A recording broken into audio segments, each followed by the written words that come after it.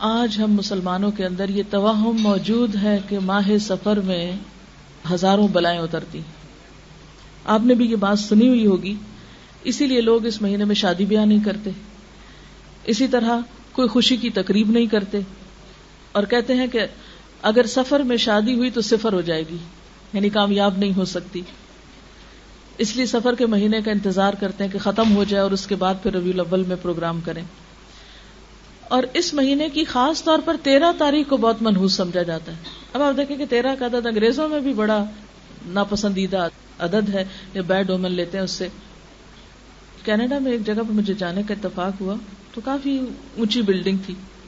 اندر جب داخل ہوئے تو لفٹ میں جب گئے تو شاید 20th فلور یا کس پہ جانا تھا, تو وہاں کسی خاتون نے میری توجہ دلائی, کہتے آپ دیکھیں ذرا اس میں 13 کا عدد نہیں ہے, کیونکہ یہاں یہ توہم پڑھے لکھے لوگوں میں, اب آپ دیکھیں کہ باقی تو ان پڑھ ہیں, وہاں پڑھے لکھے لوگوں میں یہ توہم موجود ہے کہ 13ویں منزل پہ رہنا اور 13 نمبر کمرے میں رہنا اور 13 نمبر فلیٹ میں رہنا یہ منحوس ہے.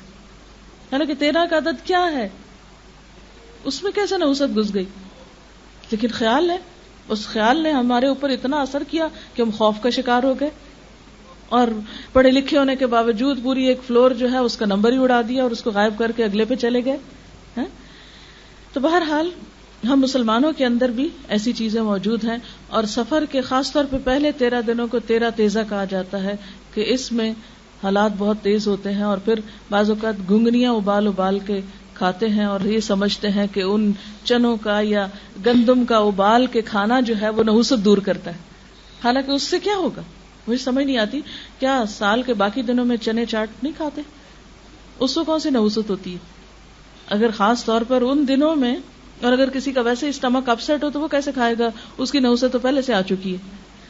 اچھا, دوسری انتہا یہ ہے کہ وہ آخری بدھ کو اچھا سمجھتے ہیں, اور اس میں کیا کہتے ہیں کہ بعض مزدور لوگ کام نہیں کرتے, چھٹی مناتے ہیں, اور مٹھائیاں بٹتی ہیں بعض اوقات جہاں بلڈنگز وغیرہ بن رہی ہوتی ہیں, اور اس دن کو بڑا ثواب کا کام سمجھتے ہیں. اور کیا سمجھتے ہیں کہ اس آخری بدھ کو نبی صلی اللہ علیہ وسلم صحت یاب ہوئے تھے, اور آپ صلی اللہ علیہ وسلم سیر و تفریح کے لیے مدینہ سے باہر گئے تھے, تو اس لیے بعض لوگ باقاعدہ پکنک مناتے ہیں اس بدھ کو, اور عید کی طرح خوشی مناتے ہیں, اور سیر و تفریح کے لیے جاتے ہیں, اور خصوصاً عورتیں باقاعدہ اس دن بننے سنورنے کا بھی اہتمام کرتی ہیں. اب اس میں پہلی بات تو یہ کہ تاریخی اعتبار سے یہ بات ہی غلط ہے, بلکہ اس دن آپ صلی اللہ علیہ وسلم کی بیماری شروع ہوئی تھی جس میں آپ کی پھر وفات ہوئی. یعنی کہاں یہ کہ جہاں آپ کی بیماری شروع ہو رہی ہے, معلوم نہیں ہمیں کس نے سجھا دیا کہ اس دن آپ صحت یاب ہوئے. کسی بھی ایک صحیح تاریخی روایت میں ایسی کوئی چیز نہیں پائی جاتی کہ اس دن آپ صحت یاب ہوئے تھے. اچھا, بعض لوگ اس دن چوری بھی دیتے ہیں, چوری بناتے ہیں یا کچھ, اور کیا کہتے ہیں کہ اس دن نبی صلی اللہ علیہ وسلم صحت یاب ہوئے تھے تو آپ نے چوری کھائی تھی. اب آپ دیکھیں کہ نیا نیا کوئی شخص بیماری سے اٹھا ہو تو کیا اس کو چوری کھلاتے ہیں؟ یعنی عقل کو بھی یہ بات نہیں لگتی. یعنی آہستہ آہستہ انسان واپس لوٹتا ہے اور انسان کھانے کی طرف آتا ہے. اور آپ کو معلوم ہونا چاہیے کہ نبی صلی اللہ علیہ وسلم نے اپنی زندگی میں کبھی بھی چپاتی نام کی چیز نہیں کھائی, جس کو ہم چپاتی بولتے ہیں, یا میدے کی روٹی کبھی نہیں کھائی. چوری تو کہاں کھائیں گے آپ؟ آپ ہمیشہ ان چنے آٹے کی, موٹے آٹے کی روٹی کھاتے تھے, جس کو آج ہم نے پھر سمجھ لیا کہ ہاں صحت کے لیے وہی اچھا ہے. براؤن بریڈ اسی لیے بہت عام ہو رہی ہے بنسبت چپاتی کے. بہرحال بعض لوگ جو ہیں ان دنوں میں مٹی کے برتن توڑ دیتے ہیں گھر میں, اور وہ کہتے ہیں کہ اس طرح ساری بلائیں جو ہیں وہ ٹل جائیں گی.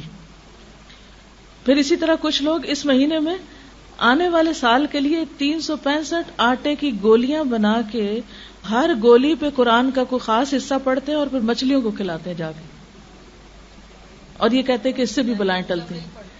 جی, یا ایھا المزمل ہر گولی پہ پڑھتے ہیں. تو اگر کسی شہر میں تالاب ہی نہ ہو اور سمندر اس کے کنارے نہ لگتا ہو, وہ کہاں مچھلیاں لائے گا اور ان کو کھلائے گا؟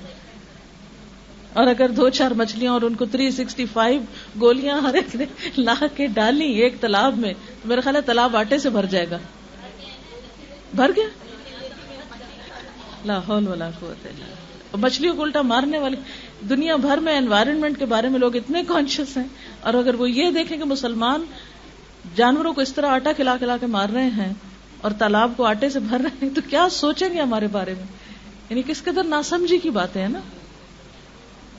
تو بات یہ ہے کہ آپ صلی اللہ علیہ وسلم نے خاص طور پر سفر کا نام لے کے فرمایا کہ لا عدوى ولا طیرہ ولا ہم ولا سفر، کوئی سفر منحوس نہیں، سفر میں کچھ بھی نہیں ہے، کوئی ایسی خاص عبادت نہیں ہے، کوئی نحوست نہیں ہے، کوئی اور اس قسم کی توہمات کرنے کی ضرورت نہیں ہے.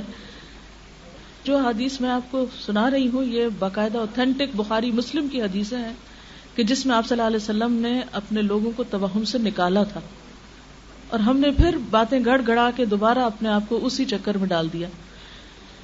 پہلی بات تو یہ کہ اس مہینے میں نبی صلی اللہ علیہ وسلم سے کسی خاص عبادت کی بھی کوئی تاکید نہیں ہے، صرف یہ کہ آپ کا معمول تھا کہ ہر مہینے کے جو ایام 20 ہوتے تھے اس میں روزے رکھتے تھے، اور وہ سفر میں بھی اور ربیع الاول اور ہر مہینے میں. ایام 20 کیا ہے؟ چاند کی 13، 14 اور 15 تاریخ جب فل مون ہوتا ہے. جب فل مون ہوتا ہے نا تو اس کی روشنی اور اس کا جو وہ ایک خاص ہے. تو آپ نے دیکھا کہ سمندر پر بسر انداز ہوتا ہے، یعنی اس سے مد و جزر ہوتا ہے، ہائی ٹائیڈ ہوتی ہے. تو اسی طرح انسانی جسم کے اندر بھی یعنی ایک خاص قسم کی وہ اس کے جو جذبات ہیں یا اس کے اندر جو ایک احساسات ہیں ان پر ضرور اثر انداز ہوتا ہے. اور یہ قسمت یا وہ کوئی ان نون چیز نہیں ہے، اسے سائنٹیفک فیکٹ کے جو چاند کے جو روشن راتیں ہیں وہ سمندر کے پانی پر اثر انداز ہوتی ہیں، اسی طرح انسانی طبیعتوں پر بھی یہ اثر انداز ہوتے ہیں. تو انسان کو کول ڈاؤن کرنے کے لیے نبی صلی اللہ علیہ وسلم نے ان 3 دنوں کے روزے کو مسنون قرار دیا، جو صرف سفر میں نہیں ہر مہینے رکھے جا سکتے ہیں. اور رمضان میں تو خیر سارا ہی مہینہ ہوتا ہے. 13، 14 اور 15 چاند کی